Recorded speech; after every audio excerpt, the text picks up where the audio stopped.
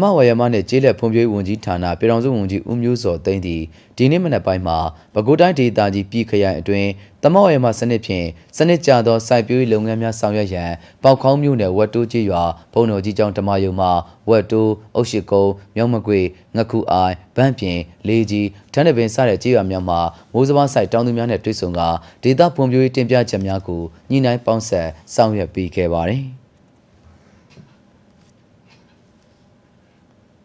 အဲဒီနောက်စနစ်တကျလေယာစိုက်ပျိုးရေးစုပေါင်းဆောင်ရွက်မယ်ဝက်တိုးကျေးရွာနဲ့အုတ်ရှိကုန်းကျေးရွာများမှာတောင်သူများအားမျိုးနဲ့သွင်းရစုများကို၎င်းဝက်တိုးကျေးရွာအပါအဝင်ကျေးရွာ၄ရွာအတွက်ခိမီစံပြကျေးရွာထူထောင်ခြင်းစီမံကိန်း Smash Belly ထောက်ပံ့ရန်ပုံငွေနဲ့ကျေးရွာဖွံ့ဖြိုးတိုးတက်ရေးလုပ်ငန်းစီမံကိန်းထောက်ပံ့ရန်ပုံငွေများကိုကျေးရွာကော်မတီဝင်များထံသို့၎င်းပေးအပ်ခဲ့ပါသည်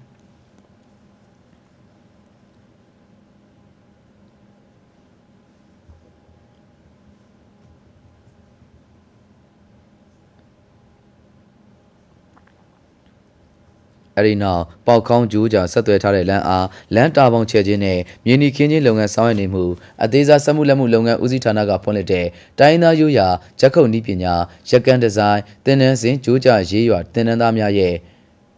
တိုင်းသားရိုးရာဂျက်ခုတ်နည်းပညာရက်ကန်းဒီဇိုင်းဖြင့်လုပ်ငန်းဆောင်ရွက်မှုကိုကြည့်ရှုအားပေးခဲ့ပါတယ်